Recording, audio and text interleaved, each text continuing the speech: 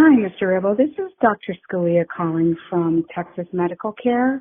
I need to speak with you about a call I'm getting from a Dr. Garofalo. I can't find him in the system anywhere, and it's a little curious because he's asking a lot of questions regarding your personal health, whether or not you have hypertension, hyperlipidemia, diabetes. I don't see him on your HIPAA release, and this is just not typical protocol.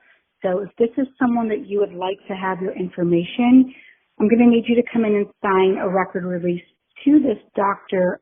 Garofalo. Feel free to give me a call. Let me know what's going on. But just based on HIPAA regulations, I can't release that information to Dr. Garofalo if you don't allow it. Okay? All right. We'll talk to you soon. Oh, and by the way, Mr. Ribble, you are due for your annual wellness. Getting ready for that digital rectal exam. Gloving up now.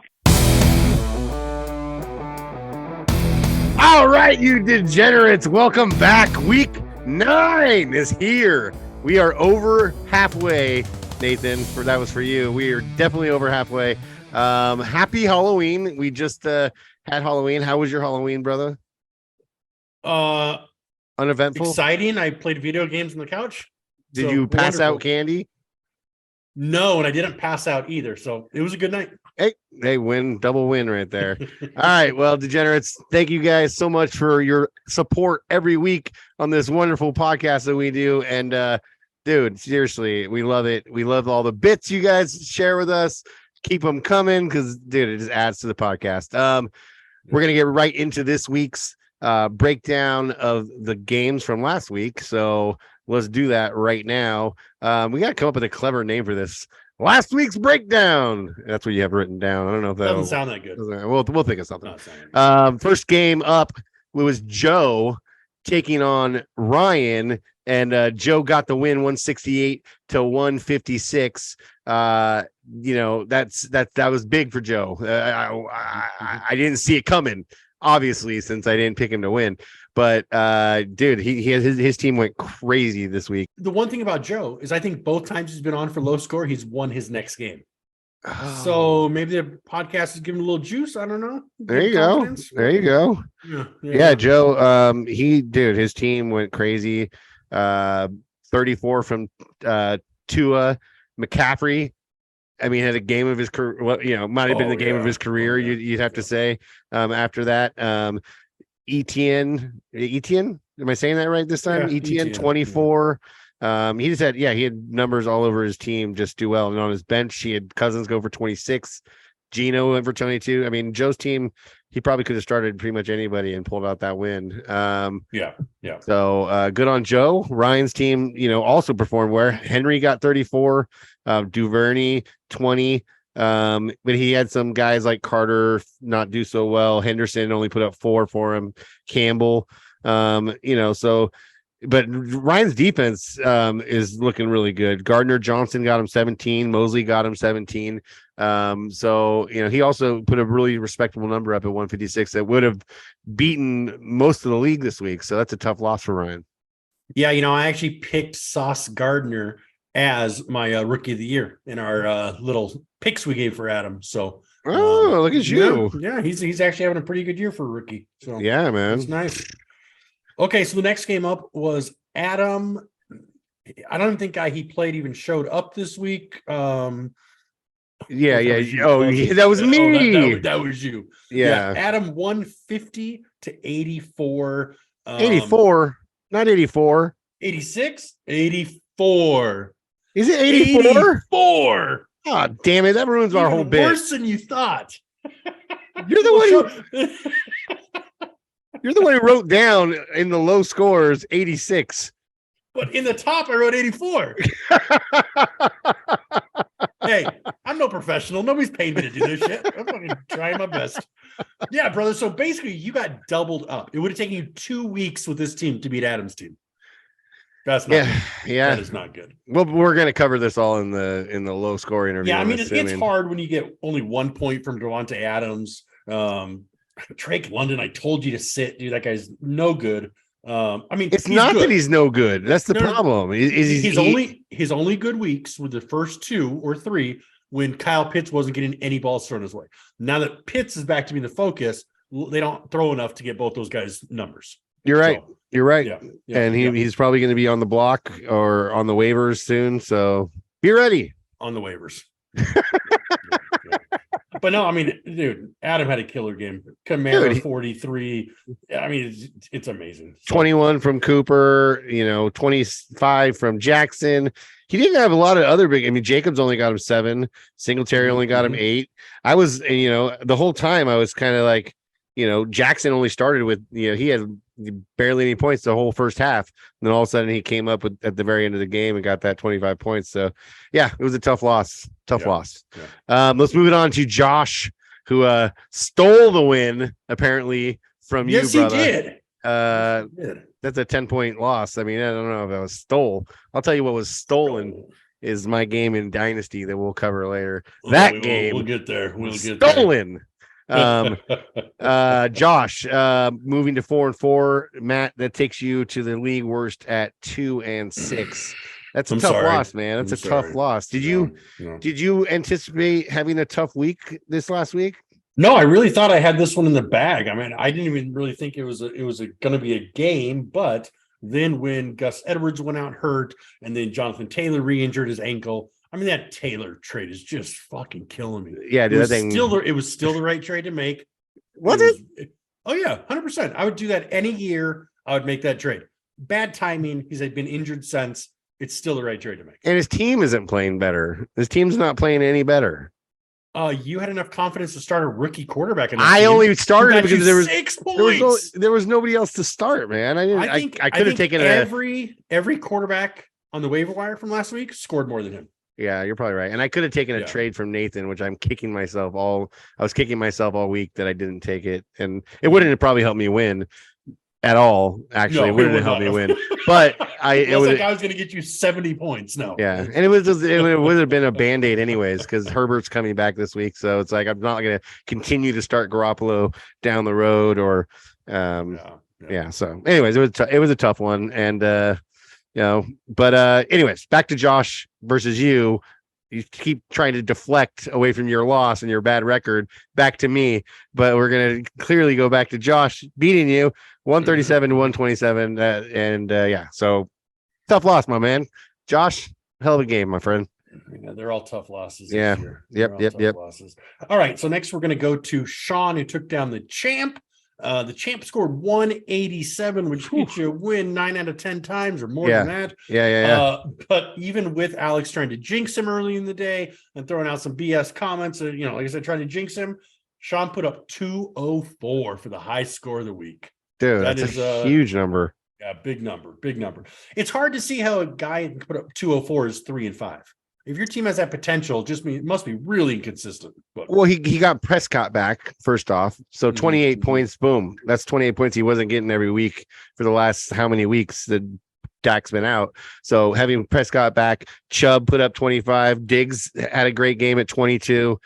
He's in double digits all the way down. 25 from Dalvin Cook, 18 from Judy. All of a sudden, became Judy again. Dak. Russell Wilson, found him on that little shovel pass to the end zone. And and then, he's got, 20 from his, 20, 17 and 11 from his defense. I mean, come on, dude. Yeah. Those are winning numbers anywhere you go. You know what I mean?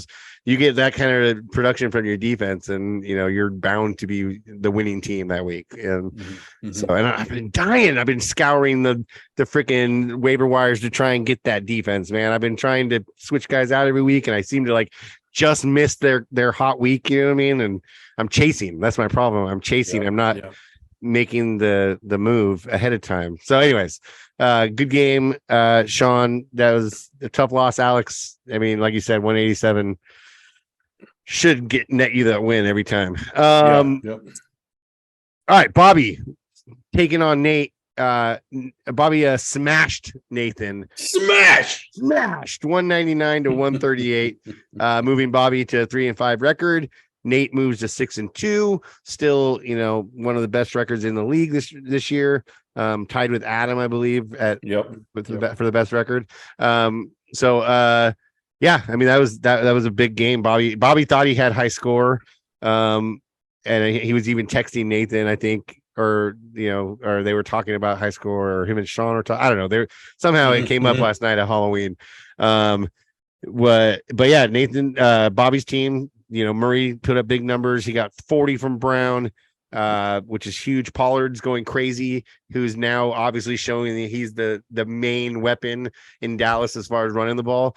And then Jerry Jones actually said this week, Zeke's the guy as soon as he's healthy. He's never going to stop playing Zeke, and Jerry Jones is in charge. So Pollard's still going to be his backup role as soon as Zeke's healthy.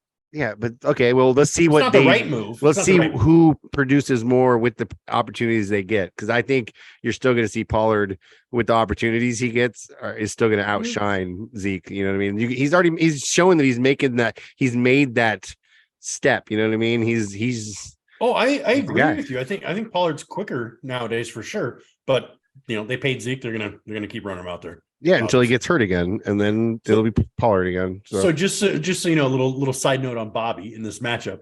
He texted me earlier and says, "I can't believe Sean passed me up for high score, 199, not enough." And then immediately his next text, "My total for main league and dynasty is the highest score ever for both leagues combined." He just wanted some credit for the win, so we're gonna give it to him. Congratulations, Bobby. It's so funny, dude. Yeah, I mean, he could have actually pulled out an even higher score and got that high score if he would have had took Montgomery out and had Herbert in. He would have overtook Sean for that high score. He has those problems every week. He never knows which one of those guys is starting. I should just start them both. But yeah, I'm with you. Yeah. So it's close. Last gun. He's not the only guy to sit Herbert this week, but we'll visit that later. All right, whatever. All right. So last game up is Justin took out Steve 140 to 124, taking Justin to 4-4. Steve slips to 3-4-1. You got anything in this matchup that stood out to you? I was gonna say Justin's team, like I with Hurt coming back or coming out and throwing for 30, getting 36 points, Fournette both and Barkley putting up 14. I honestly, I think I picked Steve to win because I was thinking, Steve's team's gonna produce like it did the week prior. Kenny Walker doing really well and whatnot. But yeah, with Elliott on the bench and then Eckler on the bench on a bye, his team just didn't have the firepower that it normally does. You know what I mean? So, clearly Justin's team just outplayed him, and good win, Justin. Yep. All right, man. Well, that was it. That's where our last week's breakdown until we think it's something better. Let's move it on to our divisional breakdown. All right, let's look at it right here. We got Left Coast division. That's the division that Adam is sitting at the top of at 6-2, and then right below him we got Alex Champ 5-3, 5-3, and then Bobby right below him at 3-5, and then wrapping up the bottom of the division as well as the rest of the league is you at 2-6, brother. Well, I don't know. Okay. Moving on to Arizona Bay. Right now, we got Nathan sitting at the top at 6-2, tied for best record in the league against Adam. I've said that twice now. Then we got Ryan, Mr. Cumcork, sitting there at 5-3. This is a tight division. We got Justin right there underneath him at 4-4, and then Sean climbing to 3-5. I think that's a really tight division. Not too many wins separated them. And I keep going back all week. I kept thinking about Nathan and what his little tip to us last week, his little nugget that he gave us about how all the teams are like still like just right there.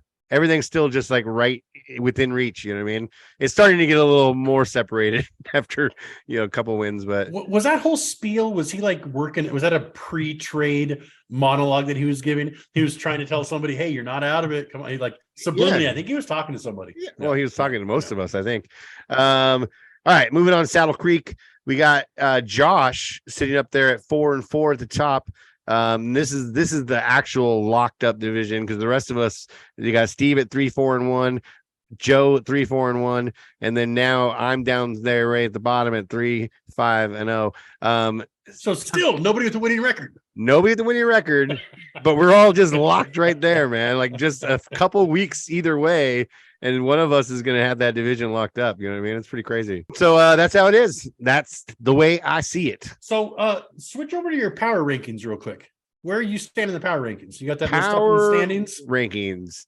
Okay, so power rankings. At the top, we got Nathan sitting there at number 1, right, followed him by Champ at number 2, Adam sitting there number 3, Ryan comes to come Cork at 4, Justin at 5, Sean at 6, Steve at 7, Bobby at 8, Joe at 9.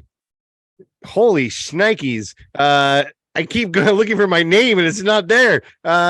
Josh at 10, Matt at 11, and what is that name down there? Sorry, I'm working my wood. Sorry, I'm working my wood.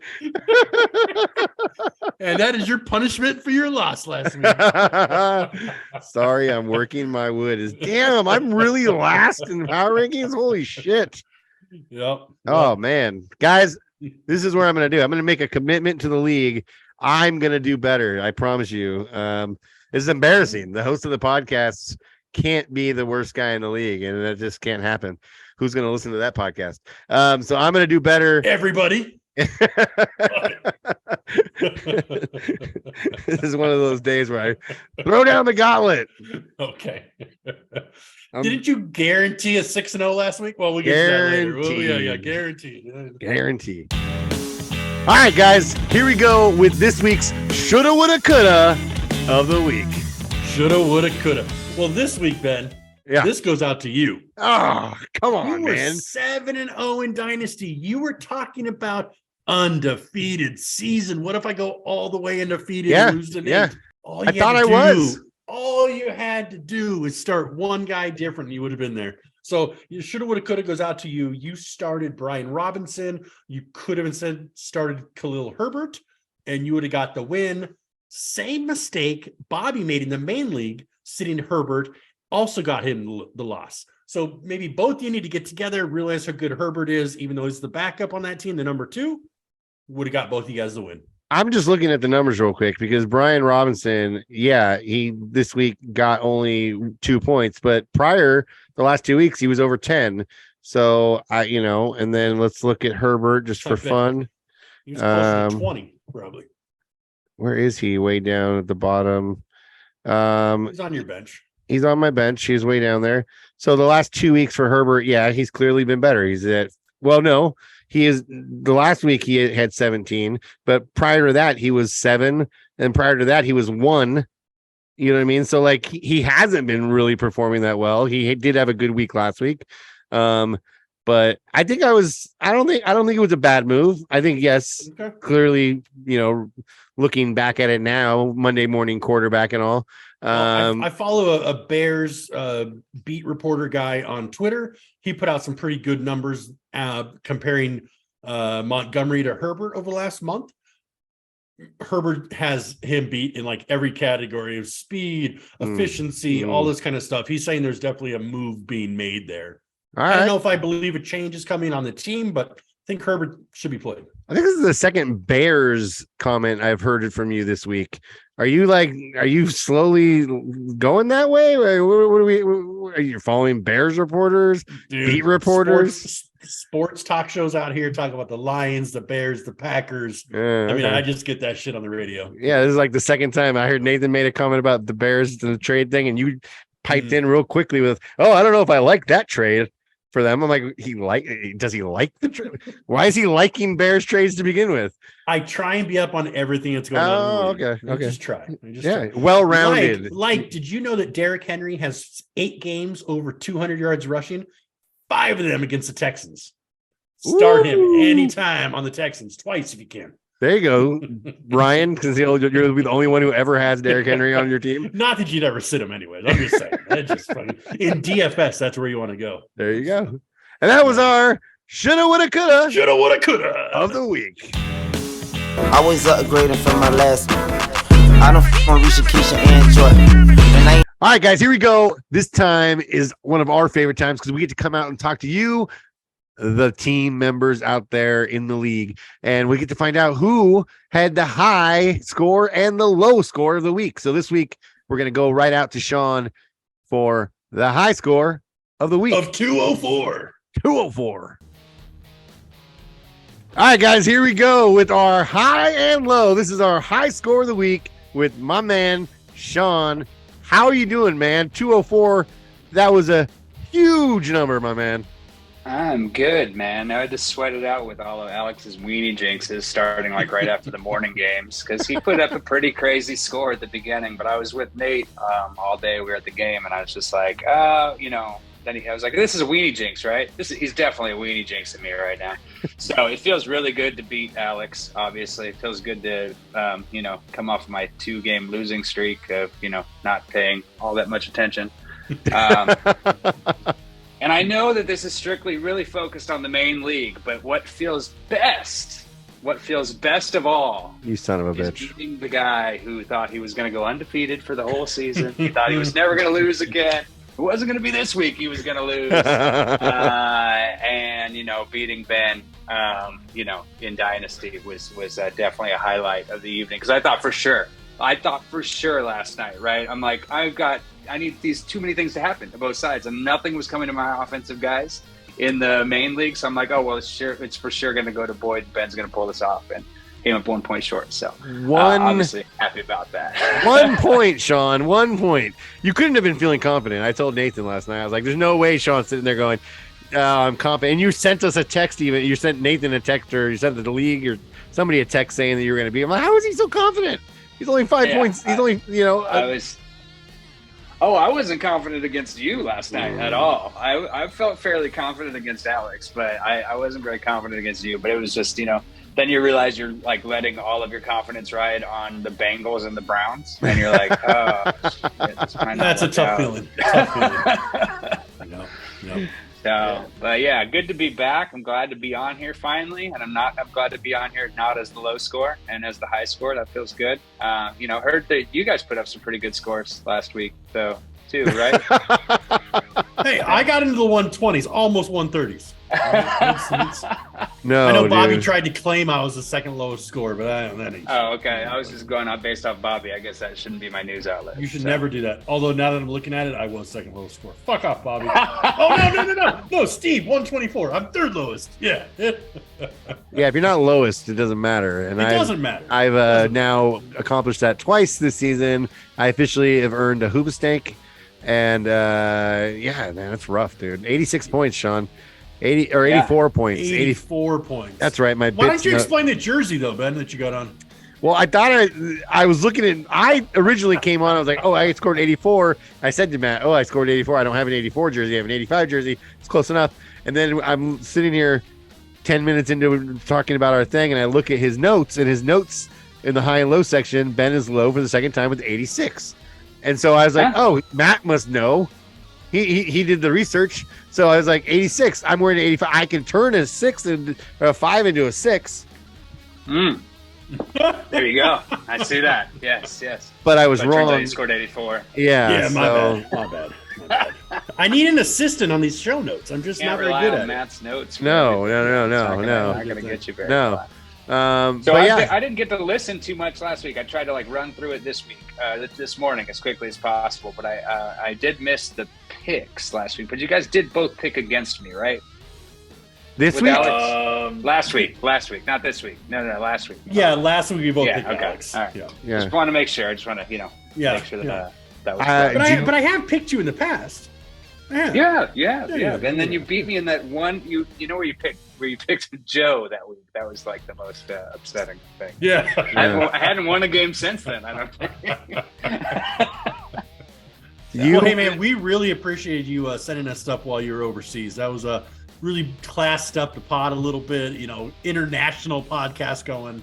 So I was trying to get something better for you, but then I just couldn't do it. And then Matt, before, since I was waiting for you guys, I was trying to get this microphone to work for me, so I could do the whole thing. I guess I could have faked it the entire time, but I couldn't get it to work. I loved that today. Microphone. So I guess I could have pretended. It's like the smallest, like little handheld microphone. Well, that's how this one looks in my head, right? We'd be like in the middle of like the Vatican museums. I'm like, excuse me, can you tell me about that?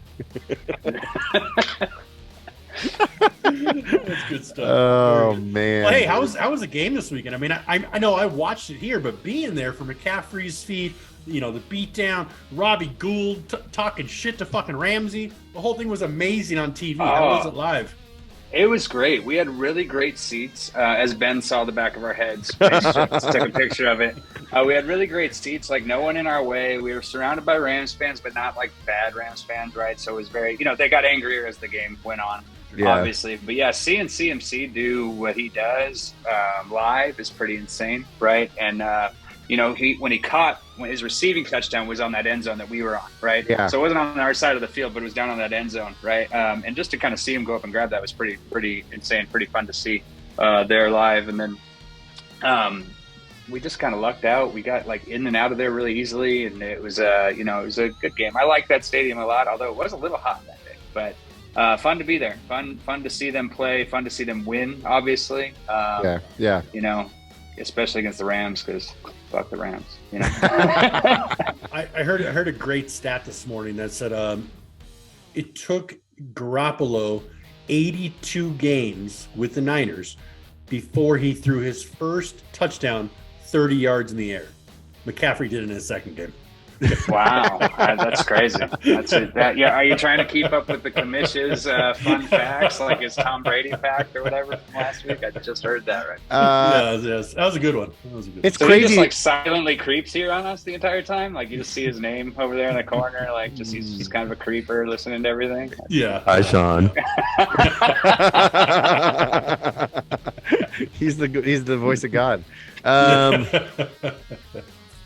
It's amazing to think that they have I know he's CMC, but still, like, did he throw a lot in Carolina? Did anybody know he could throw the ball that far? Yeah, he's done it before. He's done it in Carolina. Okay, I didn't know of that, and so like just the confidence that you have in a guy to second game he's on your team to have him throw a touchdown, like it's pretty impressive. It's pretty impressive. On our way into the game, right, Nate and I were talking about how, Debo and CMC kind of have similar skill sets, right? And then oddly enough, we're talking about, no, he'll be great. Just keep Jeff Wilson in the backfield. And, obviously things changed today. But then, I don't think I've ever seen Debo throw a pass like that. So I guess he's still got a little elevated skill set above what, but I mean, they do a lot of the same things. So I think that it's going to be great to have those two, like, kind of utility players back there. Yep, I agree. I'm excited to see what that throw sets up for us down the road, because everybody saw that national game or a national televised game. Next time he goes out on that same looking pattern, or Jimmy throws it a little bit backwards instead of in front of him, everybody's going to watch for the pass. It's going to open up first downs for him going forward. I think that was a key play for the rest of our season, actually. I think it's going to open up a lot of things. I can't wait to see how you edit this down, because right now it's just 49ers talk, and I'm sure everyone's going to be like, what the who cares about the We'll change the fucking name of the podcast for this. I was going to say, 49ers talk. I'm the creative director of this show. It'll be however the fuck I want it to be. And you guys will like it. Yes, they will. Yes, they will. Dude, Sean, you're turning around after 2 losses and coming back with the high score of the week gives me hope. And it hopes that, not that I have the same quality of players on my team as you do, but still gives me a guy like me hope that, I can turn it around as well. So thank you for that. And thank you for being here, man. We appreciate you. Thanks for having me. I'm glad I'll get to be on here. Hopefully I'll be on here again for high score and never be on here for low score. But, and just, once again, Ben, you're welcome for your first loss. Someone had to bring you down off that little pedestal that you were hanging out on. Thank you. 1 point or not, it was still a W. So that's right. Hopefully this just turns the edge for you and you just lose out the rest of the way. And, I don't know, we get out in the playoffs. No, man. I set my lineup again this week and thought to myself, going undefeated the rest of the way, baby. Here we go. Of course you did. Here we go. Here we go, team. All right, Sean. Thank you so much for being here for the high score of the week. See you, Sean. See you later, man. See you guys.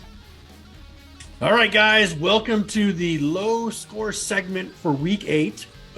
We have we got a Hoobastank. Time. We do the Hoobastank. 2-time low score of the season. We're going out to Ben. Ben, you there? There he is. Oh, is he doing a little hiding game like Joe? Yeah, he's hiding like Joe. I see that. Oh, yeah, man. I cannot believe I'm here for this. 2 times, brother. 2 times. I'm trying to get all of it. I'm trying to get everybody's. I did the hiding thing from Joe. I can't believe I'm here. I'm doing Bobby too. Yeah. Who else has been low score of the week? Just me twice. Justin. Now. You got to do the Teal Hotel. Oh, I got a teal. Do I have teal? It's not teal though. What are you gonna do? Oh God, dude, 86? No, 84. 84. Oh my God, dude. My team is just, I don't know what I'm doing wrong, but I'm doing something wrong. Well, Devontae Adams only getting 1 is a tough thing to overcome. Yeah, what is going on with the Raiders, dude? Like, all of a sudden, like, they just forgot how to play football? Like, they were doing so well at the beginning. Josh McDaniel is what's going on with them. Horrible coach. Yeah. I mean, when has there ever been a successful coach that came out of the Belichick tree? Can you name one? Just him. No, but how do he's still living off those days? He's still living off the Tom Brady days that he got, you know what I mean? Like, it's fucking killing me. They need to get somebody. It's his first year as a head coach for the Raiders, and he looks just as bad as he did when he was the head coach of the Broncos, right? And just as bad as Patricia looked in Detroit, and just as bad as Romeo Cornell looked, and just as bad as every single coach that's come off that coaching tree has looked bad. I must have coached for fucking for the Belichick too. I mean, Ben, I'm gonna be careful not to talk too much trash on you today because I'm playing you in both leagues. Right, baby. And so I can't afford the bad karma. So I do want to, just give my condolences. I know it's not easy being the low score. I know it's not easy earning that Hoobastank. Hopefully you'll turn it around, but just not this week. I hope so. I was telling Sean in our interview with the high score, his team gives me hope because he lost 2 games in a row, and then bam, high score of the week. So I'm hoping that I can even have a quicker uptick and can get there. Although I think I've lost like at least 2 or 3 in a row, so I think I'm due. So I think you're in trouble, bro. Well, I've lost 5 in a row, so I'm definitely due. So yeah. I do have a question though for you, Ben. It's more of a strategy question, and I'm curious about this because I noticed that you're trying out a new strategy this year that you never really tried out before, and I'm wondering what your thoughts are. Whether you think this strategy might be contributing to all the bad scores you've been having. All right, what's that? And what that strategy I've noticed is that when it comes to trades, some guys respond differently than others, right? Some guys they like to be very involved. They don't get the chance to talk to their buddies very often. So even if they don't have any intention of doing the trade, like Matt and I, we'll just go back and forth and we'll shoot the shit and talk about trades for days, right? Yeah. Some guys are quick to just cancel right away and say, no way I'm doing that. Some guys will just laugh at you and be like, come on, man, that's not even in the realm of possibility. The strategy you've been trying this year, though, is ghosting one of your best friends completely. Like, I feel like a jilted lover over here. I mean, all year long, every text message regarding a trade, no response. I send trades to your desk, no response. They just sit up on the desk for weeks at a time, just completely ghosting me. It's a new strategy. I'm wondering, what do you think that has had? What kind of impact has that had on your team this year? Horrible. Every trade you've offered me, I think if I would have taken it, I think I would have come up on top that week. Oh, don't get into that. Don't do that, dude. Don't do that. Except for last week's trade or this week's trade, it wouldn't have helped me. I would have scored more points, but I wouldn't have won. Maybe that version wouldn't have helped you. But if you would have written me back and said, I don't want Mooney and Garoppolo, but instead I want Garoppolo and Foreman, for example, then maybe it does help you, right? Because Foreman had 31 points. But it requires a dialogue, right? There's got to be some back and forth. Dude, I get there is a dialogue between me and Ben when you send him those trades. Oh, I know. So there's a dialogue. Believe me, Matt, I know that. I know. Because we have had agreements in the past. And by the way, they're not through text because he ghosts me all year. Yeah. But, luckily I get to see Ben quite often. We go to kids' birthday parties at Chuck E. Cheese. We negotiate a trade. We have a handshake agreement. He says, I like it. Ooh. And then later on that day, I just changed my mind. I know exactly what happened there. He talked to Matt, and Matt told him, don't do it. It's not because it's you, Nate, just so you know. It's not you. I just don't think they're good trades for him, the ones that I heard about. And how's your record this year? 5-3 in Dynasty, doing really well. Right, so maybe Ben should consult with somebody other than his big brother. Maybe he should take advice from somebody else. Okay. I get paralyzed. I get immediate paralyzed when I get a trade offer from you, Nate, and I immediately go into the thought process of, well, obviously Nathan wants this guy, so he must be good. So I can't trade him the guy he wants because obviously that guy is worth trading for. So why would I trade him? You're in his head. You're in his head. And meanwhile, all the guys that I've been trying to get off of you have just been horrible. Cortland Sutton, Deontay Johnson. I mean, I'm going to you know what I'm going to do this week? I'm going to send you trade offers for all the guys I need to do bad this week.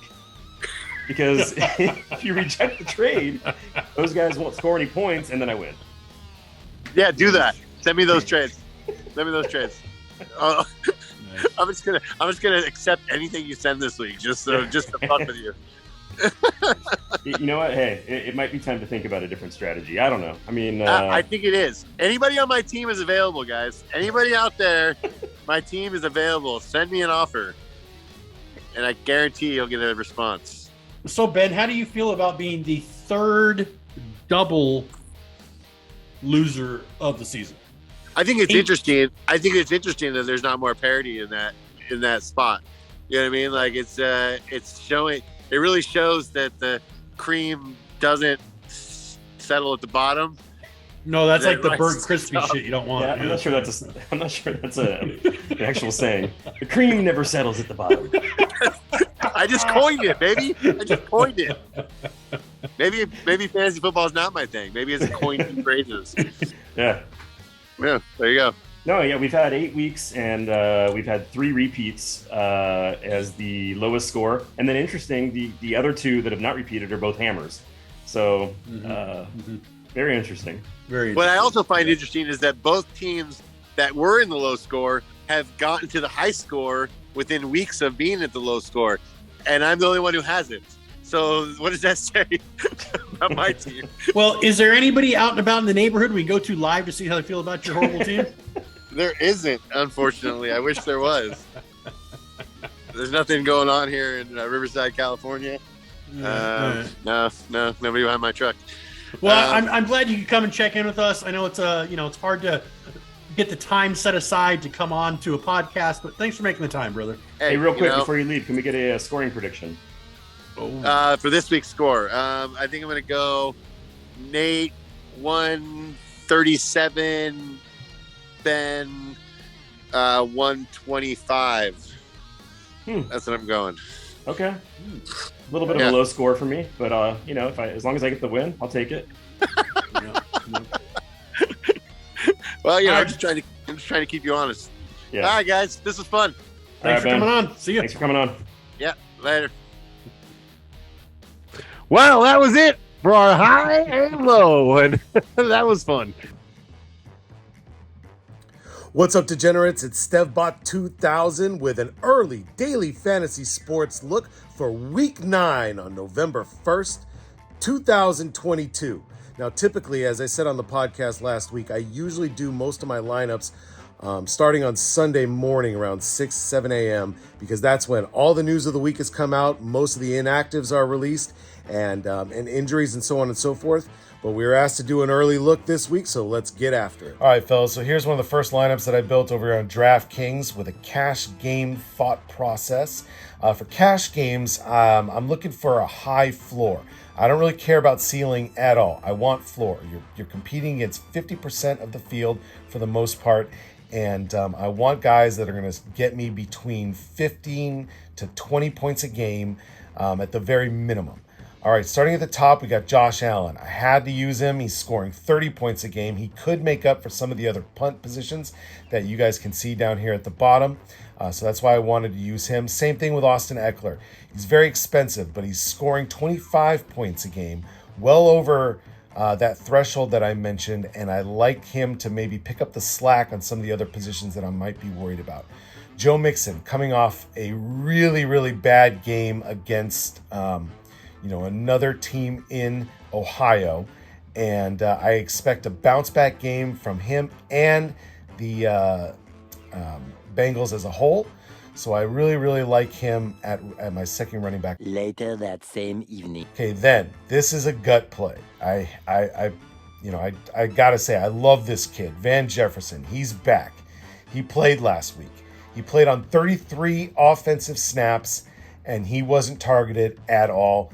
That was a great game from a 49ers standpoint because we completely demolished the Lambs. But I expect a bounce back game from them, and I think they would get Van Jefferson involved. Again, this is a price point play. He's at $3,500 and he makes everything work. Same thing with my defense right there. The Panthers against Cincinnati. And I just said I expect Cincinnati to bounce back. However, Burrow has been looking like a deer in the headlights. He had a fumble last week. He also had an interception. I could see him throwing another pick six this week and getting those points to the Panthers. All right, that's going to do it for this lineup, guys. All right, guys, that'll do it for StevBot 2000's early DFS look on Tuesday, November 1st, 2022. Been so much fun. I'm going to look forward to doing it every single week, and we'll see you on the pod. So we're going to move it into Matt's Round the League recap. Take it away, brother. All right, guys, here going into week 9. Not a lot of news this week. We haven't been doing a lot of trades. I'd really like to see some more. But in Dynasty, we had the last undefeated fall. Oh, it is still on you, isn't it? Jesus Christ. By 1 point. 1 point. I mean, that's horrible. That's a terrible way to lose. Bobby feasted as he put up 234 in that league. I didn't even know what the record for high score is in the Superflex league. Yeah, we need to know that. We need to figure that out. Maybe somebody can let us know that. But yeah, it's a huge score by Bobby, which he continues to text me about repeatedly today. He really wants me to mention how good he did. In Dynasty this week, we had some big matchups and some big scores, including a historical league record of 234 points scored by Super Daddy, playing against Dre, who scored 112, 234 to 112, taking Dre to 0-8, Super Daddy to 4-4. We had Steve and Matt. Matt beat Steve 153 to 92, taking Matt's record to 5-3, and Steve is now 2-6. Joe and Justin squared off. Justin beat Joe 152 to 89, taking Justin's record to 3-5, and Joe is now 5-3. Megan and Adam matchup 114 to 106 for Megan, taking Megan's record to 5-3, and Adam is now 3-5. Nate beat Jeff 186 to 103, taking Nate's record to 6-2, and Jeff's record is now 4-4. Ben and Sean's matchup was huge. Sean took out Ben 145 to 144 by 1 point, taking Ben out of his undefeated record to a record of 7-1. Sean is now 4-4. We had the highest combined score ever in the history of the Degenerates, combining main league with the Dynasty League. 234 points in Dynasty and 199 points in main league for a total of 433 points combined. That's it. See you guys. Yeah, I mean, All 234 is huge, man. Is worth mentioning. Yeah, that is a good score. All right, and then we'll move it over to Guillotine League. In the main league, Fun Bitch is out this week. Bye-bye, Steve. He immediately took himself out of the thread, too. Like, he doesn't want to hear about I know. it no more. I saw that. That's kind of weird. Yeah, so in that league, off his team, Burrow, Fournette, and Chase, even though he's hurt, those are the main guys that are up for grabs. And Nate said it earlier in that thread. once you look at Steve's team, it's amazing to think he's even made it this far. That team is terrible. I mean, there's nobody to even bid on. So, but that's what we have there. And then in the mid-season guillotine, you remember Bobby went out first last week. Yes. Nate went out this week. Yeah. I've never seen Nate go out so quick in anything we've done. He always finds a way to, like a bunch of us do, find a way to, survive a little bit longer. Yeah. But yeah, 93.24 was his score. So he's out, but immediately bought back in because he's taking over ball. I was going to say, I mean, it's like, we can't get rid of this guy. You know what I mean? Like, it's like just like poker. Whenever he goes out, he just buys right back in. Yeah, I told him that next year he should just save some money and just let his team be auto drafted like Balky was. He might last longer. Save some money. But, hey, who had the top score in that that league this week, the midseason guillotine league? I don't know. Who do you think it was? Get to the chopper. Yeah, man, dude, I killed it, dude. My team went crazy. I was really happy. I was really surprised too because I went to go check it out, and I was like, dude, I'm doing really well in that so far. Yeah, you're actually averaging 157 points a week. So that's pretty badass. The choppiest is averaging 150. Sean's averaging 126. I'm averaging 117. Slap chop 115. Joe 113. I think that's Ryan Laboratorium. Is that Ryan? I think so. I think so. He's a 111 and then Balky 108. So Nate is taking over the lowest scoring average team. So we'll see how he does with that. Yeah. And what I would like to see is a trade in this league. The first guillotine league we did, we had no trades allowed. Trades are allowed in this one. So I'm going to see if I can pull something off this week. See if that's interesting. What I also find interesting is that Nathan is even though he's going out and he gets to pick up a new team, he's now also got all that fab from Balky that he's going to just be able to put down on his players that he just lost, the best of his players that he just lost to now make that team even stronger. So it's like, it's just something's weird about that. I don't know. Maybe he'll do like Ryan did last week and spend all of it on one player. Yeah, maybe $1,000 on one player. That's just crazy. So yeah, that's fun. We'll the other thing about that league is benches increased by one player tonight. So you can pick somebody up without dropping anybody. So everybody I saw that. I saw that. Both leagues. Okay. So yeah, that is pretty much the round the league recap this week. Kind of a short week, not a lot of stuff. Oh, no. Hold on. I'm wrong. Force bets. Oh, yeah. Force bets. Oh, yeah. It's why I forgot about it. Nobody won last week. Or actually everybody won. Nobody lost. We all picked correctly. No money changes hands. So kind of a push on a push week. Yeah, got you. That's why I kind of forgot about on the notes. But yeah, that makes sense. Let's get some trades going, people. That was Matt's round the league recap. All right, guys, we're going to look back now at how we did, or how did we do, or one of those two. We're going to find out how you did. Yeah, well, everybody knows.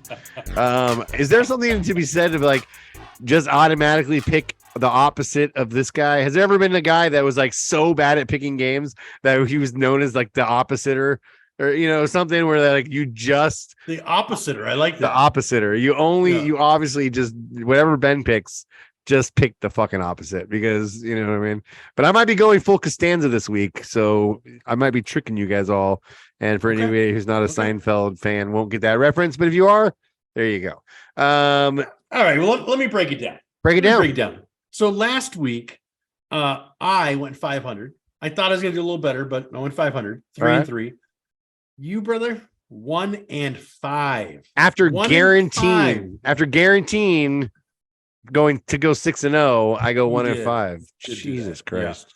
I mean, 5 + 1 = 6. So I mean, I was close in there somewhere. Yeah. But brother, you have not had a winning week this season. Your best week was week 6. You went 3-3, 500. Best you've done. Yeah. So yeah, overall for the season, you're at 12-23, a 343 average. I am at 16-19, 457 average. So I keep saying I got to break that 500 mark. Maybe this is the week. You're close. You're close. I'm getting there.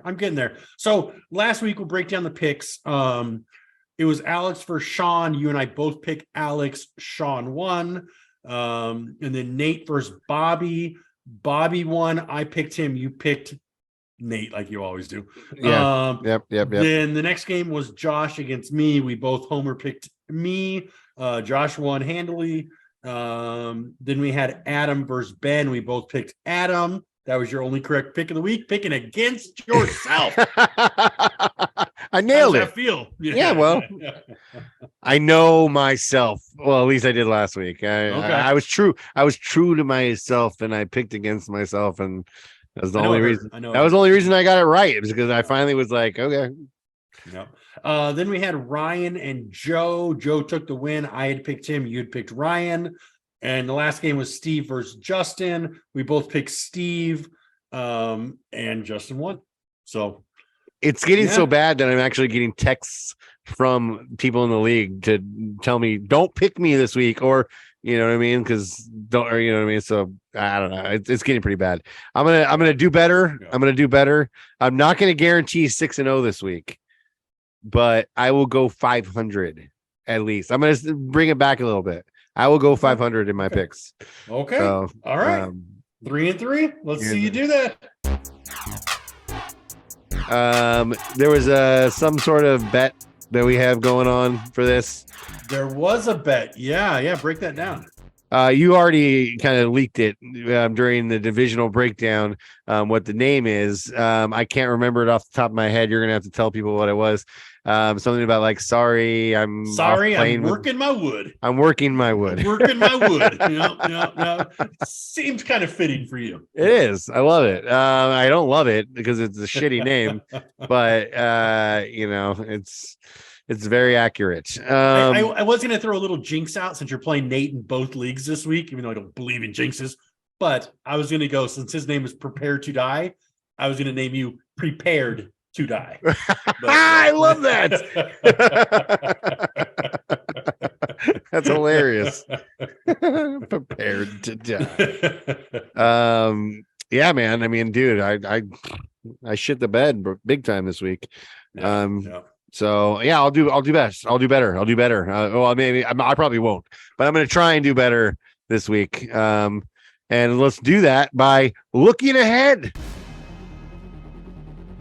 Right here, guys. Yeah, we're going to go right to our games of this week.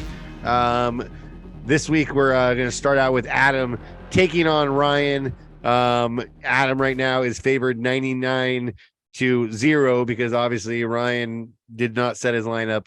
More of those shenanigans trying to keep us down, brother. Yeah.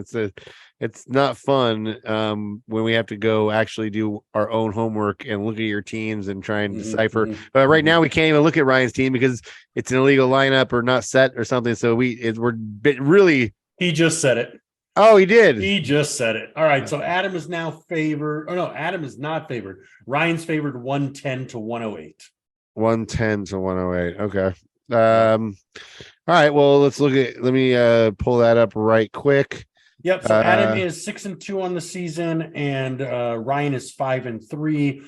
Adam's won 2 straight. Ryan has lost 2 straight. Nobody really significant on bye. I don't think that they would be playing. No, neither of them do. Samuel because he's hurt. I mean, but yeah. So yeah, man. On the season. Oh no, I said the season. Historically, Adam is favored 12-11. That's close. Pretty tight. Yeah, that's close. Right. I'm gonna go with I'm gonna pick Ryan in this one. I'm gonna take Ryan for the win. I think Allen's gonna have a better week this week coming up against the Jets. I think Henry is gonna continue to play well. And yeah, I think Ryan's gonna do it this week. That's what I'm taking. Okay, so I just noticed as I'm looking down Adam's team, he has still in his starting lineup Cooper, Dulcich, and Miles Jack all out on bye. So he's missing 3 team scores. So if you want to adjust your thoughts or your call, go ahead. Knowing that now, and knowing Lamar's playing on Monday night, I'm going to go with Adam. You're taking Adam even though he has all those guys out? He has him in his lineup right now for scoring preview. So once he fills those with actual guys who are playing, he should get another 30 points preview. Yeah, but I'm looking at his team. Who's he going to put in? Christian Kirk? He's gonna have to make some moves. Corey You don't Davis. think he's gonna make some moves? Daniels, is there Samuel's on a bye? Drops He doesn't have Akers, he doesn't drops have Ingram. he doesn't have the firepower to fill those holes. I don't see it coming. I'm picking Ryan. I'm sticking strong. I'm staying with Adam. All right. I think he's gonna make some moves. All right, we'll see what happens. Right. Let's move it on to the next game. It is Justin taking on you, my man. Right now, your scoring preview has you favored 127-90. We'll have to do a quick scan to see if Justin has made some improvements since then. He's up 7 points. So but he's got all kinds of guys on his bench that he's hiding from us. Jalen Hurts, Leonard Fournette. I mean, he's got all kinds of guys. So we should probably be projected pretty much the same. Pretty close, I would have to say. Just, you're looking at Jonathan Taylor, hoping Amon-Ra St. Brown turns it around and has a better game than last week. Tyler Boyd, who, goddamn, couldn't get one more catch for me to win that game against Sean in Dynasty. I was like sitting there with 5 minutes left. Me and Nathan were like, "Oh, I got Boyd. I should be fine. He can get one more catch in the last 5 minutes. They got the ball. No, he didn't do it. So." I mean, I don't know. It's interesting. That's the one game I haven't written down, bro. I have not written it down. You get to pick first this time. Who are you taking? Okay. Well, I think, historically I've had his number 15 to 5 to 1. Yep.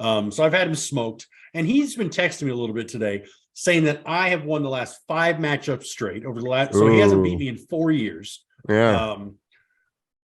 I mean, he has all kinds of stats. I think I scored over 200 points on him one time or something. He texted me. But until my team shows me that they can play, which they haven't done in a while, I think I'm going to have to. I wrote it down before you. Oh, you wrote it down before you said it. Dude, Amon-Ra, he's got to come around. I think this is the week with Goff. They're going to play against Green Bay. They want to smash them. They're at home. If not this week, I don't know when. You got Taylor against New England, whose defense. That's a tough matchup with a hurt ankle. Yeah. Edwards going into New Orleans. That's another tough matchup. Thielen, he's Thielen. Up and down. Yeah, he'll be question mark.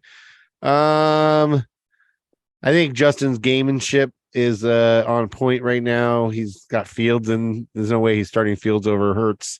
He's going to throw Fournette back in there over Algier or McKinnon, one of the two. I'm going to go with Justin. Smart move. Smart.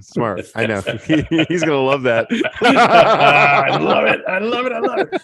All right. So next matchup is that's for you, brother. Thank you. I appreciate that. Although with your record, is it really for me? Yeah, let's be honest. Thanks, brother. All right. Next is Joe taking on Bob. Bob right now is favored 123-101. This season, Joe is 3-4-1, while Bobby is 3-5. Bobby has them pretty well covered historically, though. It's 17 wins to 8. Yeah. How do you see this game playing out? I was looking earlier at them. If Joe's team plays like it did last week and performs the way it did, it's hard to pick against them. But then again, if Bobby's team performs the way it did, it's hard to pick against him. So they both smashed it last week. You know what I mean? So Joe's got McCaffrey on bye. Yeah, he's got a bye. He's got but I think he'll be fine. Oh, maybe he won't. I'm looking at his team right now. Damn. Yeah, Bobby's hard to pick against. He's been putting up big numbers. But I've been telling myself to do the opposite of what I think is going to happen. Yeah. So I don't know if that's smart or not, but I think I'm going to go. God damn it! I think I'm going to go with Bobby on this one. Oh, that bums me out big time. Yeah, I think I'm gonna go. I wanted to pick Bobby too, but I know how bad you are at this. So, man, I told you it's gonna be. I'm gonna affect everybody's picks from now on. Ben picked that guy. Oh hell no, I ain't taking him. Yep. All right. Man, I don't like Tua. Yeah, I do. Etienne, Vegas. Yeah, I'm gonna go Bob too. McCaffrey being out is a big deal. Nope. Going Joe. Going Joe. I swear to God, I'm affecting you. All right, here we go. Next game. It's me taking on Nate. Nate's favor 130 to 127. And I think I adjusted mine. So I don't even think he's up by that 134 to you, 132 to him. Yeah, so I think I'm up right now. That was my dilemma. I think my team's going to perform better this week than it has in the last few weeks. But it's hard to pick myself to win because my team's just fucking horrible. I wrote down Nate. I'm going to go with Nate. I'm going to pick against myself again this week. I'm going to take Nate to win just because I think my team's just not going to do it. Okay. Shoot. You're taking Nate. Well, that means I have to take you. You don't have to take me. I want to because of a few points. Aaron Jones at Detroit, they give up more points than anybody on defense. Ramondre Stevenson is the bell cow. I called it before the season. If Adams is not going to have another shit game like he did, especially going against Jacksonville. Yeah, I mean, if I can get you to take London off your team, I would guarantee your win. But either way, I'm taking you. Yeah, I think that's a bad choice. But all right, we'll see. Good. Moving forward, let's move on to the next game. By the way, did you know that I have Sutton and Johnson both on a bye, right? Sutton, he scored you 2 points last week? Yes, I did. Okay, just wanted to make sure you realize that. Yep. And Bobby, even though he has Pollard and Kittle on a bye, I took him to win. I didn't notice that. All right, well, we'll see how it goes. Steve, next game, Steve's taking on Alex. Alex is favored 127 to Steve's 67. Don't know if that's accurate. But we'll have to look at that. Let's look at that right now. It looks like it's 121 Steve, 151 Alex. Oh, okay. So that's a little closer. Steve's season record is 3-4-1. Alex's has the historic record at 14-9. They're both coming off a bye or a loss. Yeah, Steve has a lot of people. Has Elliott on bye, Ayuk on bye. Alex, Chase is hurt. Anybody on bye? I was looking earlier. I wrote down Steve earlier, and I'm going to stick with that. I'm going to go Steve for the win in that game. Aaron Rodgers could do good things in Detroit. That is true. Mostert in Chicago. D-Hop. Swift should have a great game. Waller's back. Dude, you know what? I hate doing it, but I'm going to stick with the champ. Going with Alex. All right. Going with Alex. And you want to take the last one, sir? Sure. We got Sean taking on Josh. Josh's team was illegal earlier today, so I couldn't get what his score was going to be. So right now, Sean was 86-0. Right now, it's Sean 100 to Josh's 87. Yeah. Season record 3-5 for Sean, 4-4 for Josh. Sean historically has them 15-9. Sean's got Dak out. So we'll probably play Carson Wentz again. I'm just teasing. He doesn't have Carson Wentz anymore. This one is tough, actually. I think they're probably going to end in a fucking tie or something like that. Can they both lose? I'm not exactly sure. Well, how do you feel about this game? I feel like Sean doesn't have a quarterback to start because he's got Dak and Brissett both on buys. So he's going to have to make some sort of pickup, some sort of move this week to fill that hole. And we know there's not a lot of guys out on the waiver wire as far as quarterbacks go. Well, Justin is trying to trade Justin Fields. I think Nate might go that way, but we'll see. Yeah. Justin Fields, has been playing well, but I guess Sean could make that trade also. Let's see. Yeah, Harris is on bye for Josh. So he's going to have to throw in. And Gallup. I don't even know who Josh has to throw in there for that either. No, but this is an ugly matchup for these two guys. Yeah, this is going to be tough. This is a tough one to pick. I think Sean, oh man, yeah. The rest of Sean's team should be fine. It's just that quarterback spot that's really a question. And then he's got a linebacker on bye in Warner. But those guys you can fill. I think he'll find a quarterback and make something. I'm going to go with Sean. I wrote down Sean earlier, and I'm going to stick with it. Yeah, you know what? Only because I see the coach rating for this year and schedule difficulty. Sean has had the toughest schedule this year. I know because I've had this second toughest schedule and most points scored against us. Oh, yeah, so, blah, blah, blah. For me, it doesn't matter because I'm not putting up the points to win. But with Sean, I think it does. He's made all the right coaching calls. So I am with you. I'm going to take Sean in this one. I almost went with Joe Burrow, but without Chase. Yep, going to Sean. So at least that's one for you, Ben. I got one right. I think we differed on every single pick except the last one. Yeah, I'm sure. Somebody's going to have a bad week. Bro, it can't be me again. It cannot be me. I have another team name prepped and ready for you, dude. You're purposely picking against me. That's the thing. I swear to God, you are. You're not going with your gut. You're just picking against the oppositer. A little bit this week. Not in the past though. It's been a little bit this week. Yeah. All right, guys. Well, that was us looking ahead.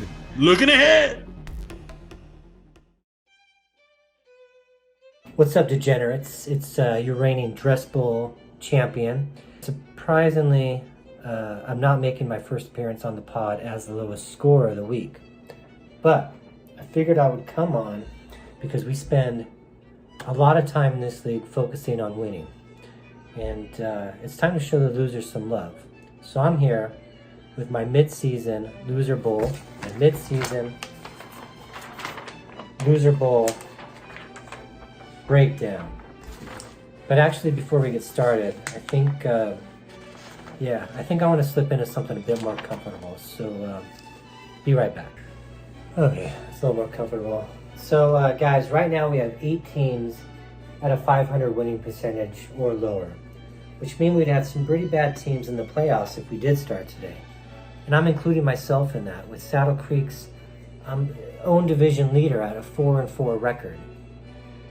Now, last week, our commissioner made a good point that with the new 16 playoff format, most everyone still has a chance at the playoffs at this point in the season. There's also a lot of teams that still have a chance to make the losers bracket. If the loser bracket were to start today, we would have Stevbot, Joe, Bobby, Sean, Ben, and Matt, who still hasn't found the hope he was looking for with your recent loss to me, Matt. So here's my breakdown of the teams that will make the losers bracket at the end of the season. Moving forward, I think Steve and I are going to battle for the Saddle Creek, with one of us winning the division with a losing record, and the other person will take their rightful place in the losers bracket. I also have a hot take. I think, we know that there's someone in the bottom 6 who just scored the league high for the season. So I think Sean will make the playoffs, and I think he's going to switch places with a team that I think is a total fraud, and that's Champ times 2. Sorry, Alex, but I think your team is just a couple of bad Dolphins performances away from being in the losers bracket. However, I think you will be safe from wearing the dress, as we currently have 3 Hoobastanks in our midst. Let me name them so we don't forget. We have Joe, Bobby, and Ben as 2-time lowest scorers of the week for now. So I predict that our final 4 for the Dress Bowl will be our 3 Hoobastanks, and I think they will join Matt in the final 4 of the Dress Bowl bracket, where I think Matt and Bobby will be advancing to the Dress Bowl, and I think good old Bobby Chinstrap will ultimately take this year's Dress Bowl championship. So Bobby, from one loser to the next, I congratulate you, and I think you will win. I think you'll rock whatever costume the next champ gives you. So Degenerates, thanks for listening, and remember, winning isn't everything. You try, you fail, you try again, fail again. The real failure is when you stop trying. Thank you. All right, guys, here we go. We got Nathan coming in for our commission's corrections. Come on in, Nate. Oh, there I am. There he is. Good to see you. Good to have you here, buddy. Welcome Hey, in. All right, here we go. So I got a few things for you guys this week. Great pod, as always. Thank you. Very much enjoying it, sitting over here on my end.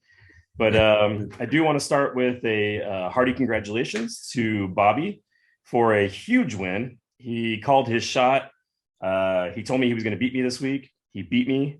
He put up 199 points, which is a big boy score. Yeah. So I definitely, I was hoping that he was going to be the high score this week so that we could talk to him on the pod a little bit. But he got passed at the last moment there on Monday night. Sure did. Talked to Sean instead.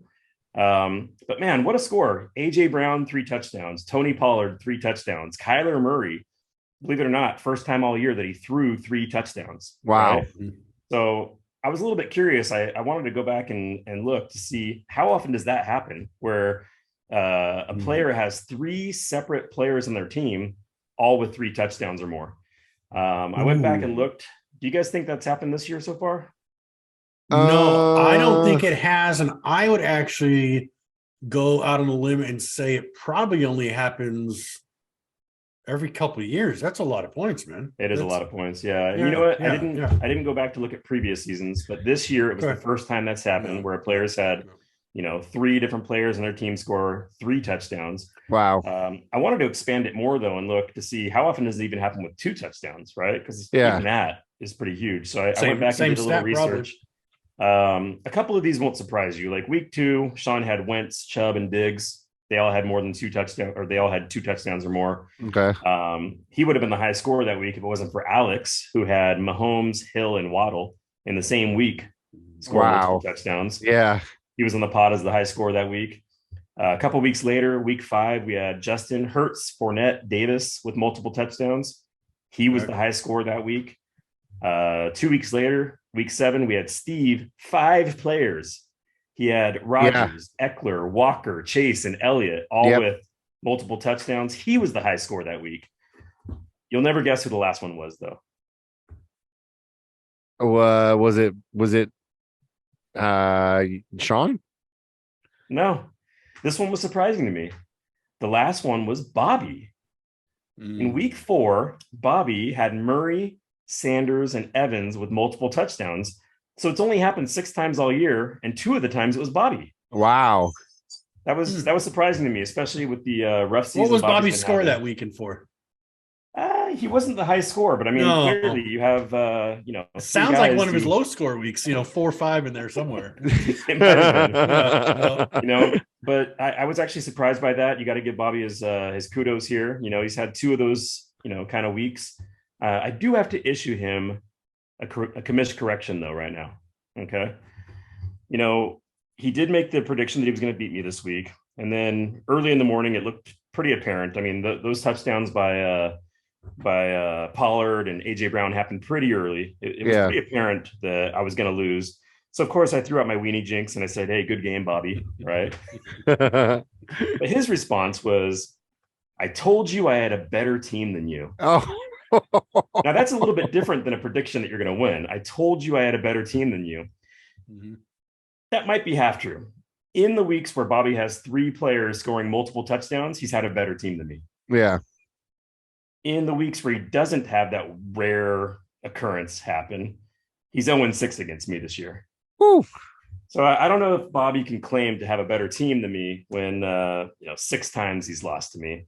So I don't think so. My only advice to Bobby would be just make sure you have at least 3 players with multiple touchdowns every week moving forward, and then you can make that claim. Right? Yeah. AJ Brown almost had a 4th. Yeah, I saw that. Should have had 4. Yep. What an incredible week for Bobby. Seriously. he made sure to text all of us that he also had a great week in Dynasty. Yep. You guys asked me to check that, so I did. It is a new record, 234 points, never been done before. Nice. Congrats, Bobby. You might be surprised by who held the old record. Wasn't Bobby a two-time champ right now? Well, yeah, Bobby is a two-time champ, but he's not even on the leaderboard. Oh. In fact, not only is the old record holder somebody that would surprise you, this person's on the leaderboard twice in the top 5 highest scores of all time. In Dynasty. We know it's not Dre. Is it Ryan? Right. It's motherfucking Dre. Yeah, it is Dre. Dre has the old record, 223 points. Wow. He's also on the leaderboard with 193 points. And these both happened in 2020, which wasn't that long ago, but it just goes to show you how quickly a dynasty team can dissolve. Yeah. So he used up all those points 2 years ago and doesn't have any for this year. Nice. Right. And that's too funny. Despite the record highest score that Bobby put up this week, you would think, 234, it's going to vault him right up to the highest points on the season. No. Bobby's still only 3rd in highest points in the year. He's 155 points behind the leader, which 155 points. That's, of course, it's me. Of course, it's me. Of course, it's me. I wasn't going to mention it. but you paused just long enough to let somebody else. Yeah. No, but that's an average of 19 points per week. So, I mean, it's pretty significant. Yeah. He's got a long ways to go to catch up. Who's second? I believe that is, I don't have it in front of me, but I believe that's you. I believe that's you. Yeah, I was gonna say I have to be up there. One of those times. Actually, you and Bobby are tied. I'm sorry. So you and Bobby are tied for second. Oh, okay. 155 behind me. All right. Yeah. Well, Speaking of high points, you guys mentioned earlier that Sean had this big week, 204, and you were shocked that he's got a 3-5 record. Interesting to note that Sean's actually 3rd in total points this year. Yeah. He's behind me and Alex in the main league. 3rd in points, and this is the team that everybody projected to be the best team in the league at the beginning of the season. Finds himself 3rd in points now. Got a whole half of the season to go. Somebody to look out for. We talked about last week that there's a lot of teams that could make a second half run. I think Sean's really a team we got to look out for, especially my division. Not somebody to be slept on. Yeah, I agree. Yep. Good points. While we're talking about Sean, during your interview with him, he said that CMC touchdown pass, how although CMC has an interesting skill set similar to Debo's, maybe he's a little bit better than Debo because he's never seen Debo throw a pass like that. Week 17 last year on the road against the Rams, Debo touchdown pass to Juwan Jennings in an almost identical play. He gets it, gonna throw it, wide open, touchdown, 49ers, Jennings.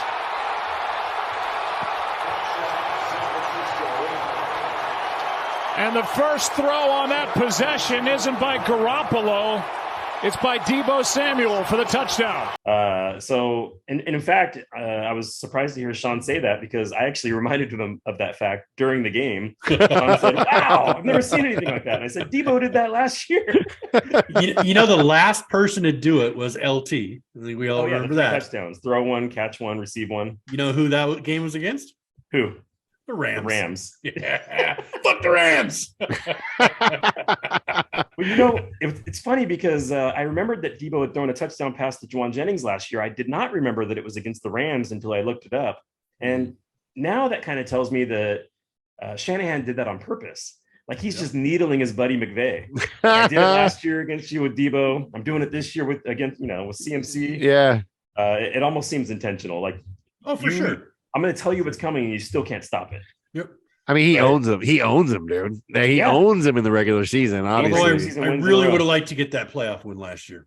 Yeah, and fucking tart, man. Damn, one interception away. We really should have won that game. Yeah, drop interception away from it.